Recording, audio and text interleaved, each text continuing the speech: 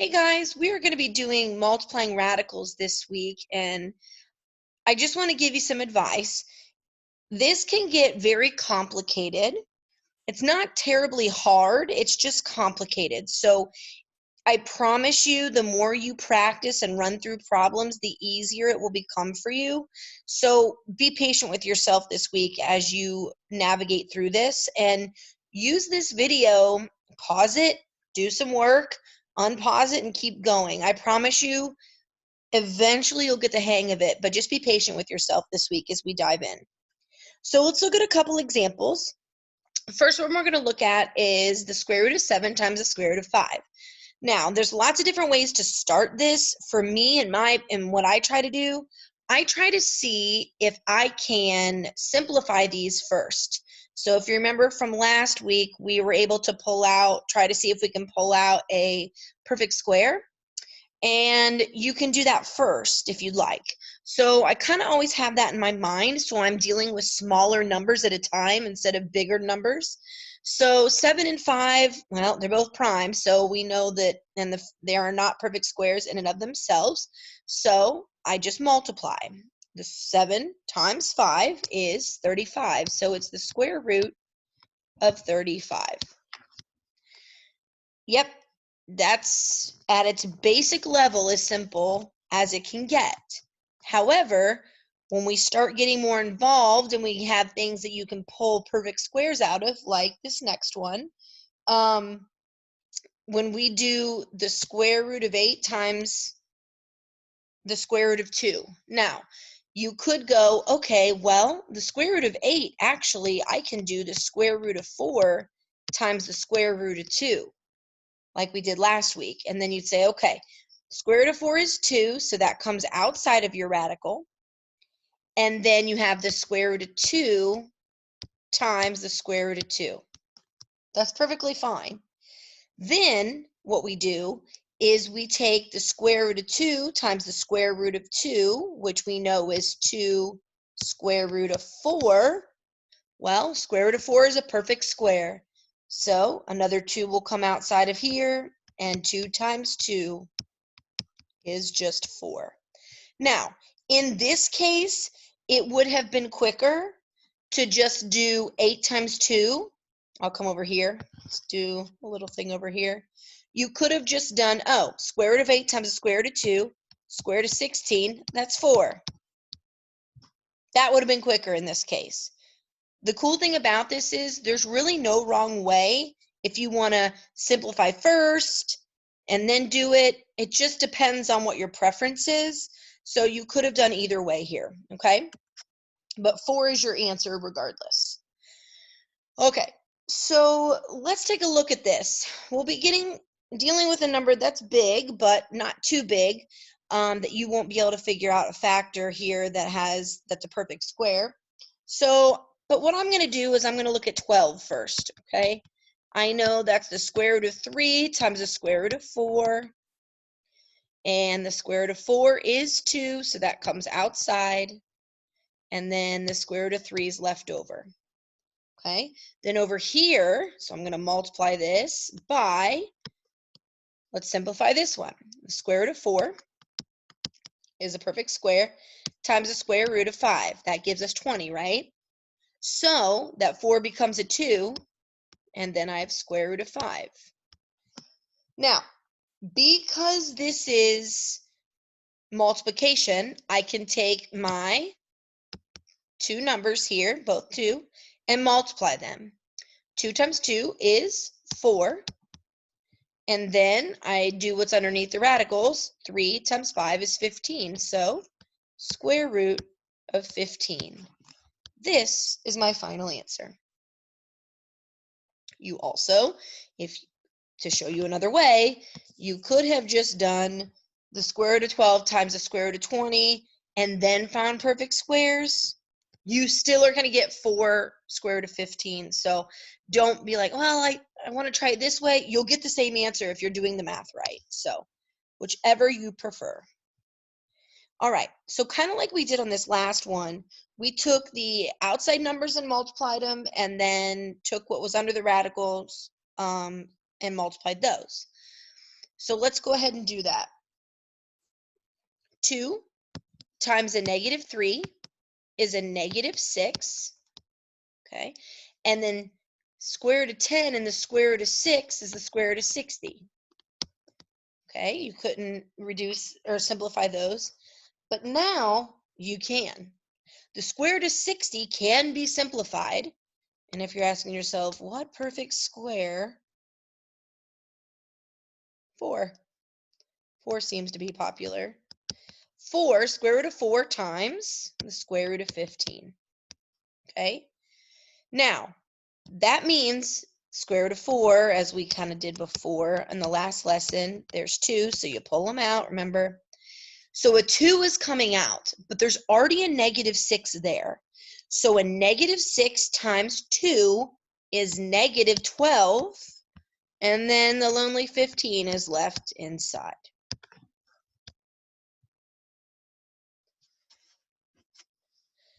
Okay, let's throw some more numbers in there, shall we? And some letters. You can do it, I promise. I'll walk you through it. All right, so the way that my brain does this, I want to pull everything out that I can. Well, 5, I can't do anything there, but I can pull an A out because I've got A times A here. That's a pair, so I can pull that out. So I have an A out here. I can't do anything with the 5, and the B's by itself, so those are still inside. Okay, 5B. Now, that's multiplied by, let's come over here and do this. 10 I can't do anything with. A to the 5th, 1, 2, 3, 4, 5. I can do 1, 2 pairs out. So I've got A squared outside. And then I can't do anything what's left inside. That B is there, but so is that extra A and the 10. So it's 10AB. Now I'm going to continue and say, all right, I'm going to multiply what's outside first. So A, if you remember your power rules, A times A squared, you add the exponents, so we have A to the 3rd. Now let's multiply everything inside. Let's deal with the numbers first. That's how I organize it in my head. 5 times 10 is 50. A, and just by itself, A.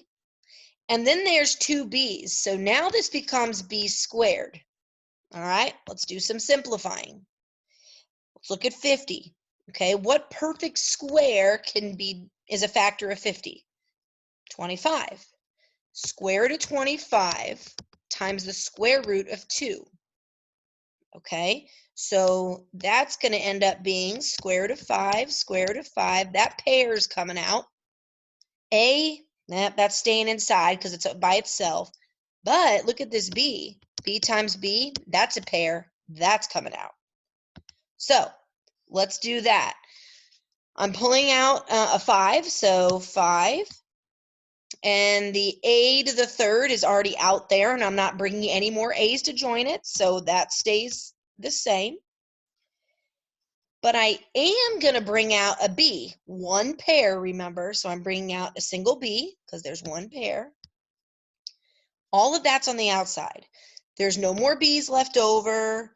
There's 5s are gone, but there is the square root of 2 and A left. Well, that's what's left inside. Square root of 2A.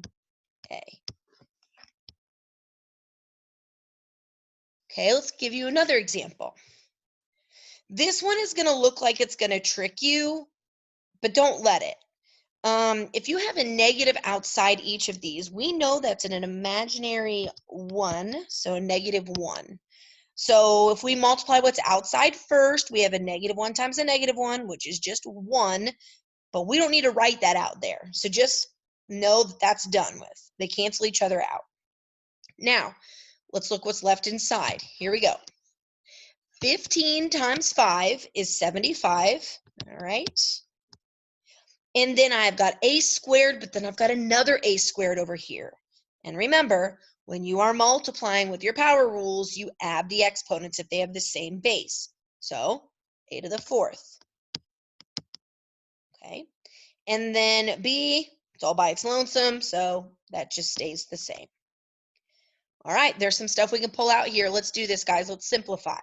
Start with the number first, 75. Okay, what factor of 75 is a perfect square? Yes, 25. And then square root of 3. So we know eventually a 5's coming out, okay, because that's the pair, okay? Let's look at A's. A times A times A times A. Here's a pair. Here's a pair. All right. There's no A's left over. We got a B left over. Sorry, buddy. And then a square root of 3 is left. So let's pull everything out that needs to come out. So the 5 we know outside of the radical. We know there are 2 pairs, so that means A squared. And then everything that's left inside is the square root of 3B. Okay? All right, I'm going to pick it up a notch here. So this, if I were to give you this and say, 2 x minus 5, no problem. You guys will go, okay, distributive property, multiply this times this, and then this times this.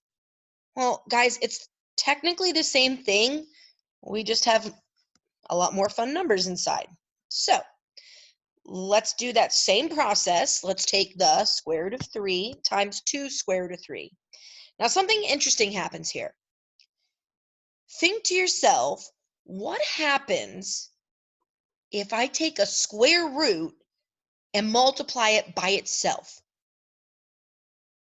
Okay, well, let's just come over here to the side real quick and do this. If I have the square root of 3, and then I come to multiply it by the square root of 3, I got the 2 as well. We'll talk about that in a second. Square root of 3 times the square root of 3 is the square root of 9, which just leads me back to what was under the radical in the first place, 3. So 2 square root of 3 times the square root of 3 really gives me 2 times 3, right? Because technically it's 2 square root of 9, but the square root of 9 is 3. So we have 2 times 3. All right, moving on. Bring your subtraction down. Now, don't forget this guy.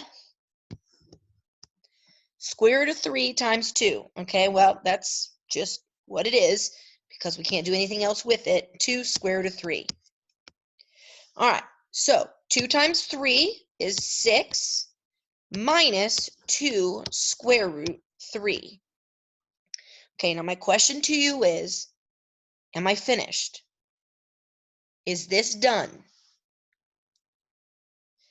The answer is yes. We are finished because the only way I can do subtraction with the 6 and the 2 is if this square root of 3 was gone, or if I added a square root of 3 over here. Think about the square roots as like a like term, okay? So square root of 3 would have to be with the 6 for you to actually subtract them. But we can't because 6 is by itself and there's a square root of 3 with the 2. So this is finished, okay? Final answer here. Okay, hang in with me, guys. We are almost done. You guys are doing great. Okay, here we go. Oh, remember FOIL? Isn't there such fond memories of FOIL? I know you're all agreeing with me right now. FOIL. What does it stand for? First, outer, inner, last. Oh, don't worry. We are bringing this in here, so let's go ahead and do it. So let's do first. Square root of 8 times the square root of 8. Okay, we just discussed back here, if you take a square root times itself, you actually end up with what's underneath it anyways. So square root of 8 times the square root of 8, square root of 64, which ends up with 8. Okay, all right, now let's do the square root of 8. First, we did that. outer, so do the two outer ones. Okay, so we are going to add here 2, because we can't do, there's nothing outside of this square root of 8. So 2 is just there, but then here becomes 2 times 8, which is 16. Okay, for the sake of organization, I'm leaving that alone right now, even though I so badly want to simplify it already, but I'm just going to leave it alone and do my steps so I don't make mistakes. Okay, so there we go. That's the first and outer. Now let's do inner, okay? This 2 is technically negative. Some people do this, or some people just say this is a negative 2. Either way, that negative 2 needs to be multiplied by here and here. So let's do, you can do minus or plus a negative, doesn't matter. Minus 2 times square root of 8. Well, I can't do anything there, so 2 square root of 8. And then minus 2 times 2 is 4. And then square root of 2. All right, now we got some work to do here. 8 is just by itself. Now, square root of 16, that's actually 4, right? So when I pull that 4 out, I have to multiply it by that 2, because that 2 is already out there. So I'm actually going to add another 8. Here, let me bring this down here to help it better, help you guys follow me maybe a little bit better. Okay, so this is an 8, nothing happens. This turns into 8 because the square root of 16 is 4, and 4 times 2 is 8. Awesome. Okay, now I'm going to subtract here. I can simplify square root of 2 times the square root of 4. Well, we know that this square root of 4 is actually 2, so the 2 comes out, and 2 times 2 is 4. So we have minus 4, which is, this is left over, square root of 2, minus 4 square root of 2. Now we have a very interesting situation here. I kind of talked about it before with like terms, okay? 8 and 8, that goes together. 8 plus 8 is 16. But look at this. I've got 4 square root 2 and 4 square root 2, minus on both. I can actually combine those and become 8 square root of 2, using that combining like terms idea, okay? And we're finished again, because I can't mess with the 16 because it's on its own. It does not have any square root by it, so, and especially not square root of 2, so I'm finished. That's the answer. All right, the last one I want to show you is one that sometimes it gets confused. Well, initially you think, oh, okay, if I just square it, and if you remember going through the whole unit when you FOILed, oh, well, I'll just square this here and square this here and I'm done. Well, you miss a good portion of the math. So what I want you to do when you see this, I want you to rewrite it to what it really means. The square root of 7 plus 2 square root of 5, and then multiply that by square root of 7 plus 2 square root 5. Okay, this is what it truly means. And so I don't want you to just think that, oh, I can just take that 2 and go through. You can't do that. So let's go ahead and do this. If I take, just like I did before, so look at this, we FOILed, right? First, outer, inner, last. Do that again. First, okay, so square root of 7 times the square root of 7 gives me the square root of 49, which we know is 7. Now, square root of 7 times 2 square root of 5. Well, that ends up being 2 square root of 35. Plus, all right, now let's do, we did the first, and then we did the outer. Now let's do the inners. 2, and then 5 times 7 is 35. and last. 2 square root of 5 times 2 square root of 5. Okay, technically, that would be 2 times 2 is 4, but hang on. The square root of 5 times the square root of 5 is the square root of 25, which ends up being really what? 5. So when I pull that out, I have to multiply it with what's already out there, which is a 4. So the square root of 5 times the square root of 5, square root of 25, bring that 5 out, multiply it by the 4, and I can just write this for now, okay? So I went through and I FOILed, and this is what I got. I'm not done, okay? So 7, let's leave him alone for now. This is the same thing as the last problem. I've got 2 square root of 35 and 2 square root of 35. So what does that leave me? 4 square root of 35. Okay. And then I'm going to add 4 times 5 is 20. So here are all of my sections, okay? And lastly, the 7 and 20, they belong together, don't they? So 27. Now these are done, and I'm left with 4 square root of 35. I can't do anything else because they're different. And I'm done. So that is how you multiply radicals. There's a lot of simplifying, a lot of moving things around. There's a lot of trial and error once you like say, okay, I'm done. And you're like, oh, wait, how did I get that? Guys, use this video, replay it, go through step by step, and please reach out to your teachers this week if you have any questions on how to solve these. Nice work sticking through with me. I appreciate it. You guys have a good one.